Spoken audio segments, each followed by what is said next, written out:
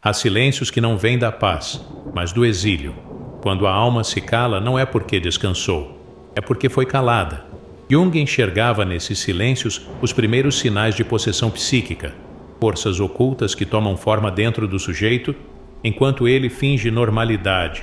A dor psíquica, dizia ele, nunca é banal. É um apelo do inconsciente que cansou de ser ignorado. E quando esse apelo é negligenciado, o perigo já começou. Carl Jung não tratava sintomas, tratava avisos. Para ele, toda neurose era uma tentativa frustrada de cura, um gesto desesperado do inconsciente para restaurar a unidade perdida. A fragmentação psíquica, o vazio existencial, as repetições compulsivas, nada disso era erro ou fraqueza.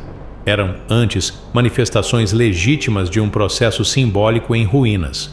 Onde Freud via recalque, Jung via apelo. Onde a psiquiatria via disfunção, ele via sentido. Um sentido perigoso, sim, mas absolutamente necessário.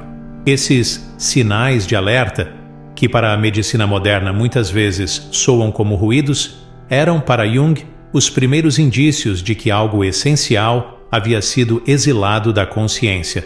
O que se exila, porém, não desaparece, se transforma. Assume formas autônomas, simbólicas, patológicas, arquetípicas.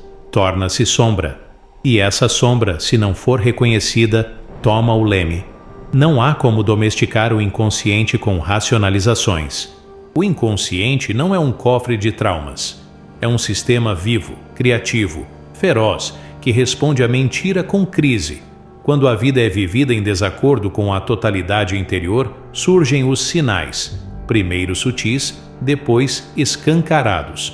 Um mal-estar persistente, um vazio inexplicável, um padrão de sabotagem repetido à exaustão, vozes internas que não são bem nossas, sintomas que não querem cura, mas reconhecimento.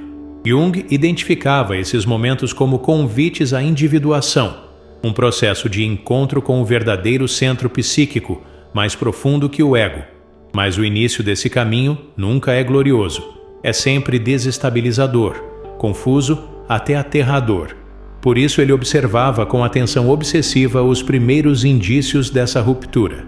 Sabia que ignorá-los era assinar um pacto com o colapso. Este ensaio é um mergulho nesses sinais de alerta. Não como lista de autoajuda. Jung odiaria isso, mas como um mapa simbólico das rupturas que precedem o renascimento interior. Cada sinal aqui será abordado como um sintoma de um desequilíbrio mais profundo entre persona, sombra e self. E cada um deles exige uma pergunta radical. Quem em mim está tentando emergir? Mas atenção, reconhecer os sinais não é o mesmo que entendê-los. E entendê-los não é o mesmo que atravessá-los. Este texto não pretende oferecer consolo, apenas lucidez. Carl Jung não via os sintomas como erros, mas como narrativas interrompidas. Histórias internas que tentam emergir, mas são barradas pelo ego domesticado. Ele ouvia com rigor os sinais que a maioria queria calar, sinais que não cabem em diagnósticos, mas explodem em vida cotidiana. A sensação de estar sendo observado por dentro não é delírio, é deslocamento. Algo em mim me observa, me analisa, me denuncia. Jung via aí o olhar do self, o centro arquetípico que transcende o ego. Esse olhar interior desmascara, revela a dissonância entre quem somos e quem representamos. Nietzsche ressoava: torna-te quem tu és. Mas o que acontece quando essa transformação exige destruir a imagem que sustentava toda uma vida? Um cansaço que não passa com descanso. O corpo não está apenas exausto, está em negação. A alma está esgotada de fingir. Simone Weil compreendia esse esgotamento como sintoma de exílio espiritual. Viver longe de si tem um custo biológico. A vitalidade se transforma em peso, em resistência, e o corpo finalmente confessa: eu não aguento mais ser o que esperam de mim. A repetição consciente do erro, a compulsão de retornar ao que destrói. Freud chamou de pulsão de morte. Jung via ali um chamado não respondido. O inconsciente repete o trauma até que a consciência o olhe com presença. Toda repetição tem um propósito simbólico. Enquanto for tratada como fraqueza, continuará voltando, talvez de formas mais violentas. A aversão súbita ao que antes confortava. Um filme, uma música, uma rotina. De repente, tudo fede a mentira. O antigo prazer agora causa náusea. Kierkegaard chamava isso de angústia do salto. A alma percebe que o velho já não basta, mas ainda não vê o novo. O chão se dissolve e o vazio vira santuário. As vozes internas que contradizem o ego. Não são alucinações, são complexos. Partes de mim que ganharam autonomia. O sabotador, o crítico, o impostor. Jung não mandava calar essas vozes, mandava escutá-las. Porque o que não se integra se vinga. A sensação de tempo descompassado. A vida parece atrasada ou adiantada. O mundo gira num ritmo diferente do meu. Jung via aí a ruptura do tempo linear. A sincronicidade começa a interferir. Eventos que parecem coincidência, mas vibram com o inconsciente. O tempo não é só cronológico, é simbólico. Os sonhos perturbadores, imagens que perseguem, animais que falam, casas que desmoronam. Jung via nos sonhos a linguagem direta do inconsciente, não para decifrar, mas para acompanhar. Todo símbolo onírico é um espelho, e o que se recusa a sonhar, se recusa a saber. Crises éticas que antes não existiam. De repente, aquilo que era aceitável se torna insuportável. O corpo rejeita, a consciência repudia. Não se trata de moralismo, é lucidez. A sombra está se tornando consciente, e com ela vem a exigência de uma nova integridade. O fascínio súbito pelo simbólico. Religiões, mitologias, imagens arquetípicas. Não é fuga, é retorno. A alma quer sentido. O inconsciente pede linguagem. Quando a racionalidade não dá conta, os mitos retornam. Não como crenças, mas como mapas. E por fim, a sensação de estar sendo vivido por algo maior. Paixões avassaladoras, colapsos inexplicáveis, intuições brutais. O self tenta emergir e o ego resiste. Mas o ego não vencerá, porque há algo em nós que não aceita viver adormecido. Jung foi um dos poucos pensadores modernos que ousaram dizer que a alma existe e que adoece. Mas onde há alma, há mistério. E onde há mistério, há risco de ilusão. Como distinguir um chamado legítimo de uma armadilha narcísica? A individuação não é desculpa para o ego espiritualizado. Não é estética simbólica. É trabalho sujo, travessia densa, confronto com a mentira internalizada e às vezes com o próprio colapso. Nem toda dor cura, nem todo sintoma é revelação. Às vezes é só destruição mesmo, e negar isso é infantil. A aposta junguiana exige coragem, mas também discernimento, porque o inconsciente é vasto e indiferente. Ele não cuida, ele empurra.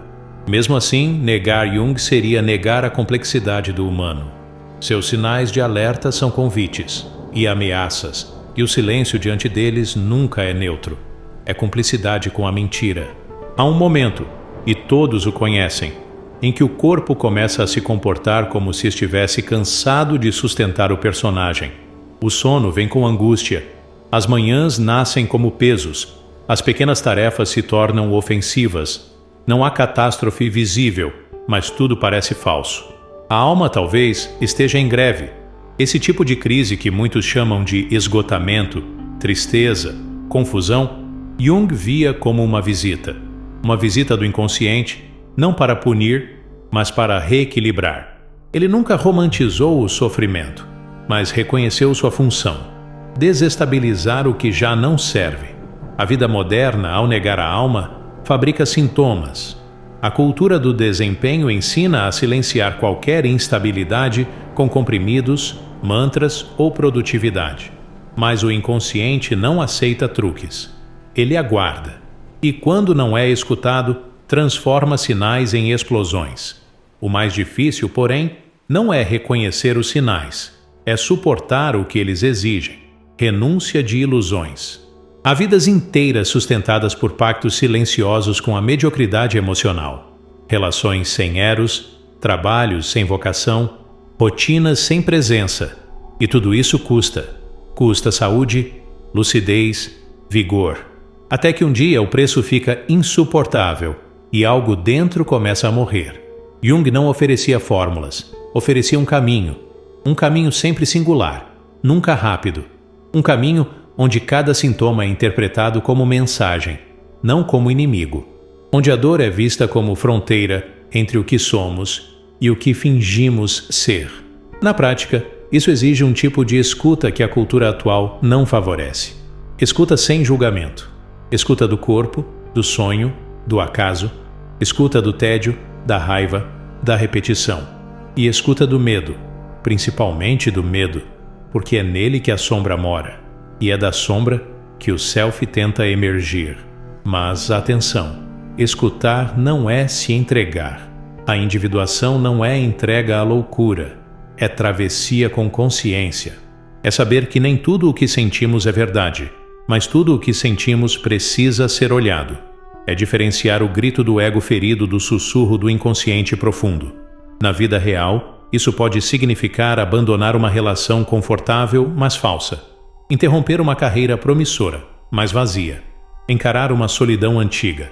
Descer da arrogância. Ou simplesmente aceitar que não se sabe mais quem se é. E que isso não é um fim, mas um começo. Talvez o maior sinal de alerta, aquele que Jung nunca ignoraria, seja a incapacidade de estar só em silêncio. Porque é no silêncio que o self sussurra. E se esse sussurro incomoda, talvez a alma esteja tentando lembrar quem fomos antes do mundo nos domesticar. Talvez a maior ilusão da psique moderna seja a crença de que é possível viver ignorando-se a si mesmo, que basta organizar o externo, seguir os protocolos emocionais corretos, manter a aparência de sanidade, e tudo ficará bem. Mas o inconsciente não respeita esse acordo. Ele observa, ele espera, e em algum momento ele cobra. Carl Jung não buscava harmonia, buscava inteireza. E a inteireza não é paz, é fricção entre opostos, tensão permanente entre luz e sombra, consciência e caos. O ser inteiro é, por definição, inquieto, porque sustenta dentro de si tudo aquilo que o mundo nos ensinou a negar. Os sinais de alerta que ele reconhecia não são místicos nem psiquiátricos, são humanos. Eles falam das rachaduras que surgem quando o eu se afasta de seu próprio centro. Falam da mentira instalada como rotina, da adaptação excessiva que gera violência silenciosa, do sucesso que custa a alma. Mas há algo ainda mais radical na visão de Jung, a ideia de que ninguém escapa do confronto com o inconsciente. Não se trata de escolha, mas de tempo. Quem não ouve os sinais de leve, será sacudido por eles com força. Quem não cede, será partido. E quem sobrevive inteiro, quase sempre, é quem teve a coragem de descer. Descer? Essa é a palavra. A individuação começa na queda, no colapso do ego, na desorientação, no momento exato em que tudo parece falhar. É ali que o símbolo aparece, que o sonho se intensifica, que o estranho vira íntimo. É ali que o self, não o ideal de si, mas o núcleo vivo, começa a se mover. E talvez a pergunta que reste ao final seja menos sobre os sinais e mais sobre a escuta. Até onde se está disposto a ir para não viver como impostor de si mesmo? Essa pergunta não exige resposta imediata. Exige presença e silêncio. Porque o inconsciente não grita com pressa. Apenas continua falando, mesmo quando ninguém mais quer ouvir.